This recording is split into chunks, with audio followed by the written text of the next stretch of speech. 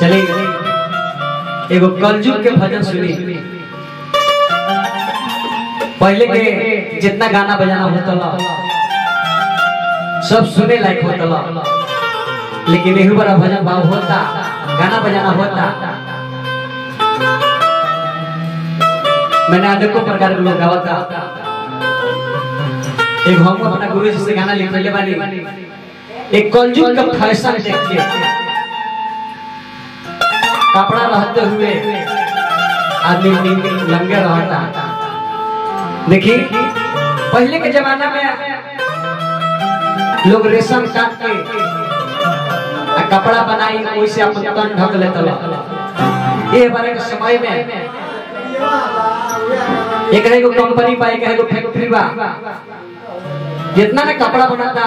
कि पूरा देश ढका जाए, लेकिन वही कंपनी के मालिक के बेटी के देखी ओकरा देह पर अच्छा से कपड़ा नहीं है। समय कहां से कहां चल गई। अब ये बार हमने के देखे के मिलता गांव शहर में जेकरा ओढ़नी रखे के उ जींस आ टी-शर्ट पहन करता, आ जेकरा ओढ़नी ना रखे के उ आंचल गिरा के आ साड़ी के ऊपर ओढ़नी रखता। यही पर एगो गाना बा,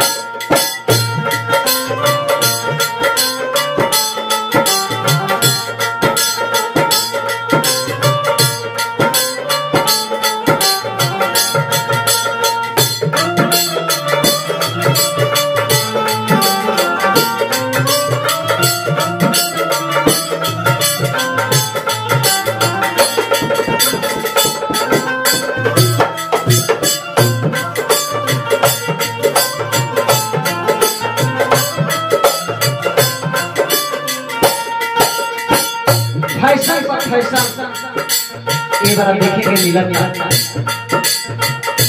अब बताई ये बार मुंह बांधल फैशन हो गई। मान ली कि अपने घर के बेटी बहन अगर मार्केट से आओ दिया, अच्छा कहीं से पैदल आओ दिया, मुंह बनने भी सिधाई ना, अगर मुंह ना बना रही सिधाई तो करा के साथ में लेके चली होती। मुंह बांधल फैशन हो गई बा।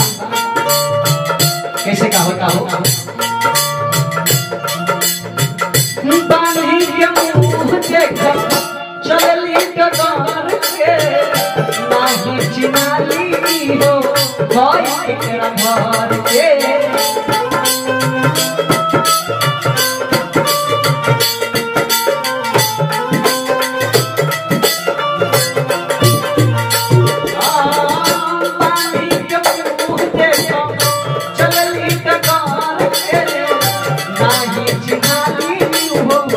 Oh,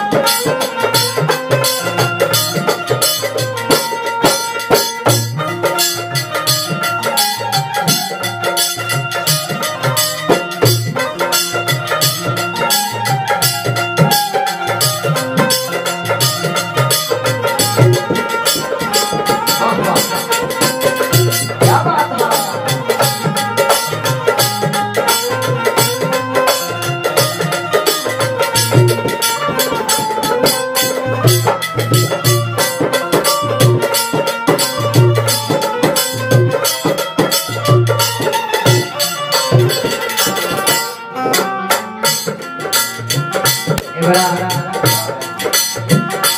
देख देखे के मिला का वो में एक सी कपड़ो रखा गया वे बड़ा बैग चलल था आ का कहले बानी काख में बैग रहता आ हाथ में मोबाइल रहता आ मोबाइल चलाने के चक्कर में जाके कुछ कोनो दीवार में चाहे बोले में लड़ जाता मोबाइल का उठा के लगता तो ये स्टाइल है अरे क्या होता हो काख में बैग लगता ए हो काख में बैग लगता हाथ में मोबाइल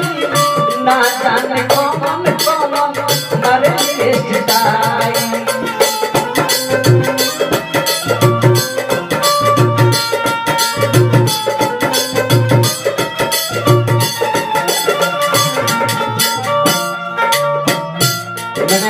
का कहले बानी मोबाइल एक ऐसा चीज बा बहुत टाइम बड़ा मोबाइल ओमे आईना के काम नहीं कर पड़ो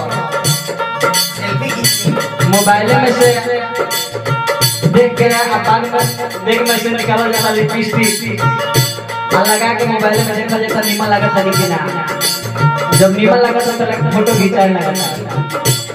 का कहले बानी समय बहुत बहुत आगे बा बहुत आगे बा समय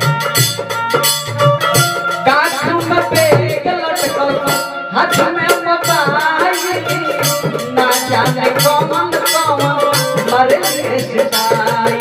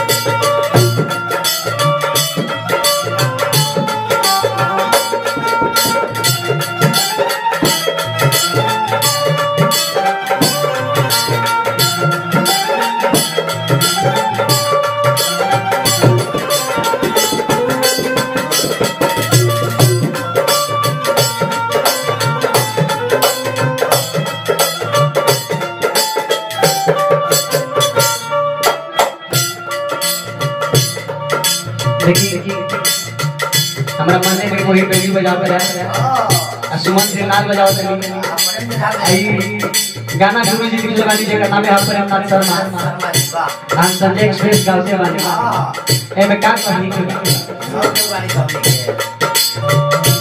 कैसे कैसे हो शर्म अपने मैं सब आई समय हो का करी होए सनी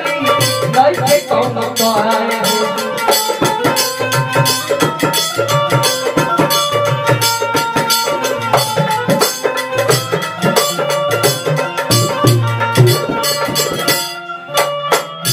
का करी पैसा कोनो तो नहीं है आज देखो के मिलता ई 2020 बन के घूमता सब कोई एक बस में बा 2020 केहू के बस में नहीं है आ ज्यादा करके हमनी के 2020 से नुकसान में बानी गरीब आदमी बड़ा नुकसान मत आए गुरु जी कैसे लिखा ताकि हो शर्मा परे आई समय हो का करी थाए सनी नहीं कौन करे हो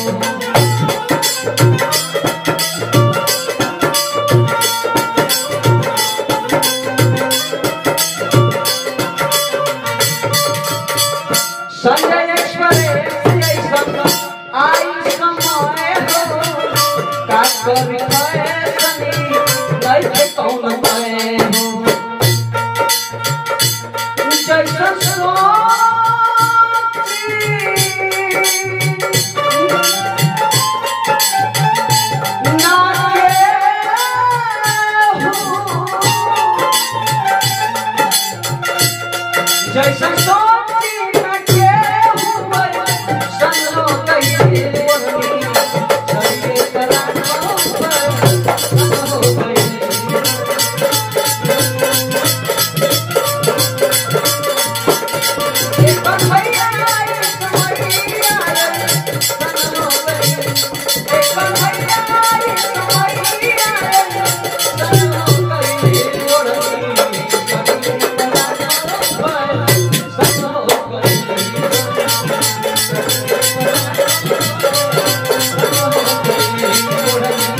सड़ी के पर राखो